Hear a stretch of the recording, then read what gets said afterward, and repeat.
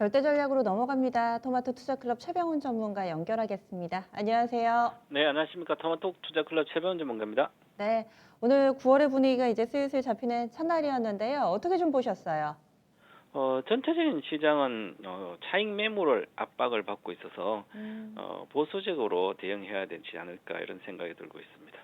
지수는 올랐는데 보수적으로 대응을 해야 된다. 지금 투자 의견에 대해서 주신 것 같은데요. 그럼 분위기는 지수는 올랐지만 별로 안 좋다. 이렇게 좀 보시는 거세요?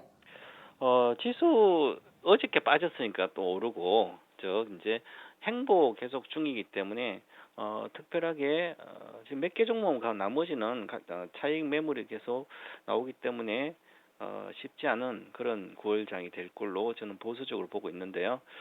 먼저 종합주가지수 차트를 이렇게 보시면 어, 행보를 즉 8월 13일부터 급락했다가 다시 일봉 차트입니다. 반등을 이틀 반등하고 다음 또 계속 지지부진하거든요. 그래서 수렴하고 있는데 꺾였습니다. 저 전환 지표가 꺾여서 약세에 들어가 있습니다. 현재는. 그러니까 지수가 지금 약하다는 거죠. 주봉으로 보시면 마찬가지 급락하고 나서 또 짧게 반등하고 또 다시 못 가고 있거든요. 그럼 이 시간이 걸린다는 거죠, 여기서. 자, 그런데 월봉 장기적으로 보면 지난달에 윗꼬리를 좀 달았습니다. 윗꼬리를 달고 8월에 끝났는데요. 그래서 한 6% 정도 고점대 내려와 있거든요. 그러면 어, 기본적인 2,460 정도가 장기적인 목표가거든요. 평균적 목표가 2,460인데요. 거의 찍었습니다. 저 목표를 시현했기 때문에 차익 매물이 계속 나와야 한다는 거죠. 저 위로 추가적인 상승에 대한 기대감도 있지만 그것은 이제 개인 투자자들은 기대감을 많이 갖고 있지만 큰 손들은 차익 실현을 몰두하고 있는 거죠. 대형주뿐만 아니라 우리나라뿐만 아니라 미국도 그렇고요. 중국도 그렇습니다. 그래서 어느 정도 그래서 지난달에 윗꼬리 달려서 차익 매물이 나온 것 같고요. 지금도 물론 이제 가열권이기 때문에 강세는 이어지고 있습니다. 하지만 좀 쉬었다가 가든지 분위기를 봐야 되지 않을까 보고요. 그래서 9월 달에는 계속 가는 것도 중요하지만 그보다도 차익 실현에 대한 압박을 어떻게 이제 잘 조화롭게 매매와 투자에 이제 적용하는 달리 있습니다. 그래서 오늘 물론 이제 중국 증시도 보면 자신 제조업 지표가 잘 나왔거든요. 해외 종합지표 뭐 중국 지표는 지금 마이너스 돌아서 있는데요. 자신 제조업 지표가 53.1로 전월 52.8인데 잘 나왔습니다. 잘 나온 상태였으니까 전체적으로 경기의 확장세가 이어지는 거죠. 경기 확장세가 이어지고 있으니까 특별하게 문제는 없습니다. 하지만 차익 실현이 나온다는 거죠. 그래서 가장 중요한 것은 지금 차익 실현이 나오고 있다 이렇게 보고요. 현재 업종 중에서도 전체 보면 삼성전자 하이닉스라든지 반도체도 지금 조정 중에서 잘 못 가고 있는 상태고요. 메모리 반도체 가격이 빠져 있는 상태에서 반등이 쉽지 않은 영역입니다. 자, 그리고 중요한 게 지금 차트를 이렇게 보니까 현재 현대차를 보면 8월 달에 엄청나게 올랐습니다. 거의 80%까지 7월 중순부터 지금 한 달 반 동안 거의 80% 올랐거든요.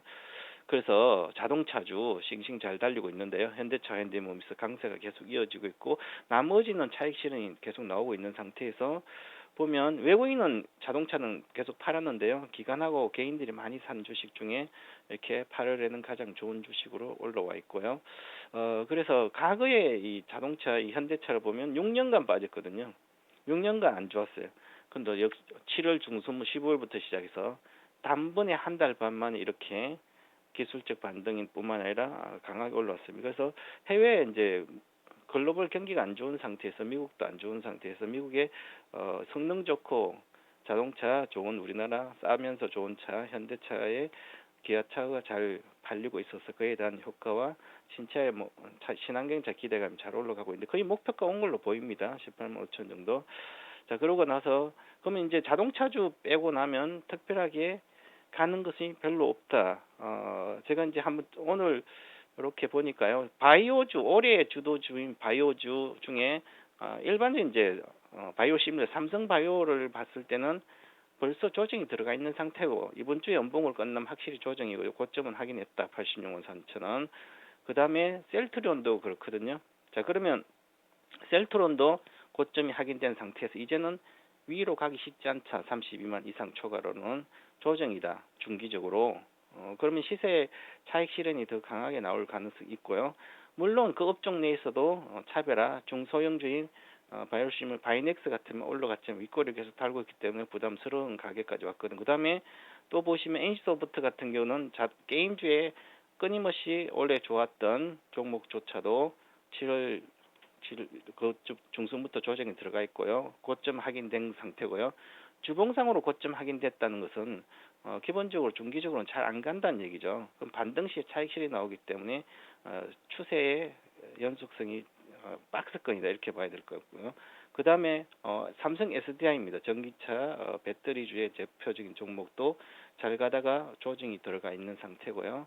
자, LG화학도 마찬가지로 가고 있지만 아직은 부담스러운 가격까지 왔기 때문에 80만 내외 쉬었다 가야 되기 때문에 그러면 전반적으로 주도주인 바이오 그다음에 전기차, 그다음 게임주 이런 쪽이 조정 이제 가격 메리트가 상실되면서 차익 매물 압박을 받고 있기 때문에 지수에 크게 영향이 또 치고 갈 수는 없는 상태다.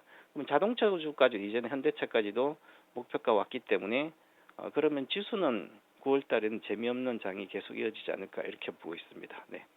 네. 그러면 내일장에서의 포인트는 어떻게 잡으셨어요? 내일은 이제 결국은 미국은 미국인데요. 미국도 테슬라는 끝없이 분할하고도 12% 올라갔고요. 애플도 이렇게 올라갔거든요. 그래서 이제 이 시세가 계속 연속성으로 가는지에 따라 달려 거래가 그 10배 정도 실렸습니다. 5분의 1로 분할하고 10배가 실렸으니까 많이 실린 거죠. 그래서 매매가 좀 활발해지면서 이 시세를 좀 체크를 연속성을 해봐야 될 것 같고요.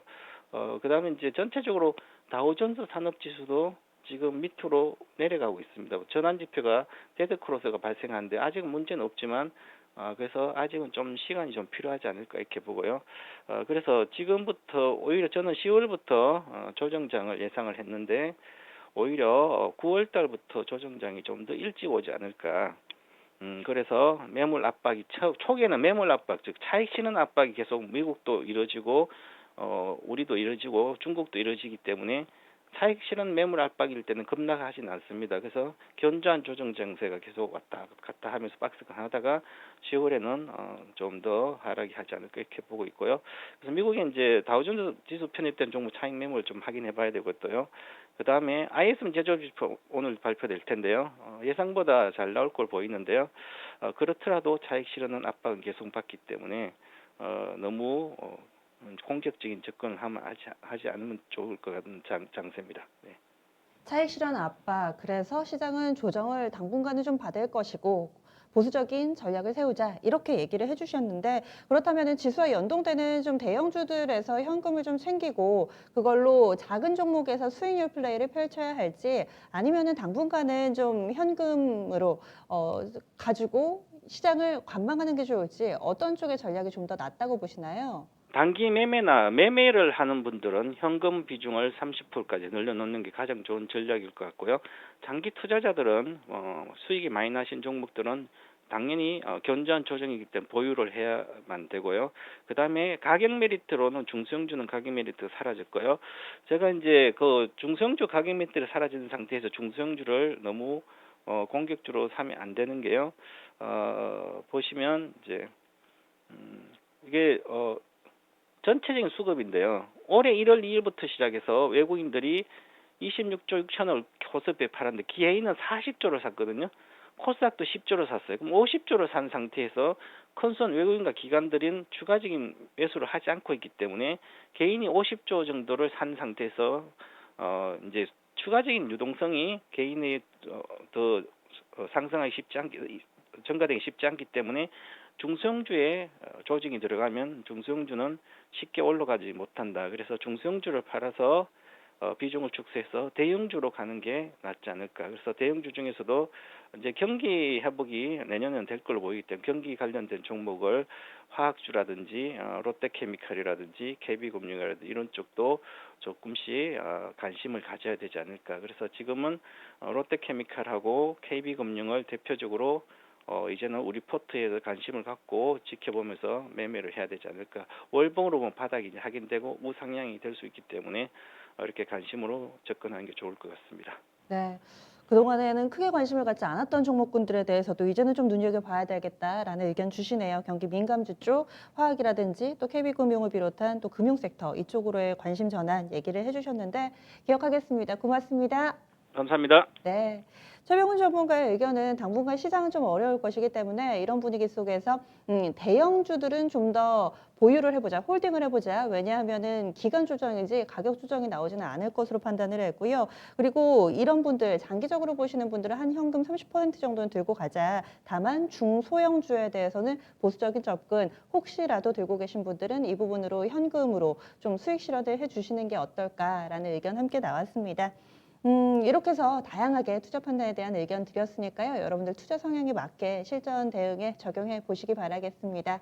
오늘 하루는 비교적 잠잠하게 흘러갔는데요. 과연 이 카카오 게임즈 청약 오늘 내일 진행되니까 오늘만 증거금이 한 15조 정도 몰렸답니다. 만약에 내일까지 이런 열기가 지속된다면은 1억 정도 증거금을 넣으셔도 한 5주 정도밖에 못 받을 것 같아요. 이게 한 종목에 2만 원짜리니까 5주 정도 받으면 10만 원 정도밖에 안 되거든요. 과연 내일도 오늘과 같은 이런 열띤 경쟁률을 보여줄지도 최근에 관심이 되고 있습니다. 여러 가지 뉴스들 꼼꼼하게 챙겨보시면서 내일장도 함께 준비해 보시죠. 지금까지 다양한 투자 판단에 대한 도움 말씀드렸습니다. 종목의 상승과 하락을 보장하지는 않습니다. 내일 뵙겠습니다. 고맙습니다.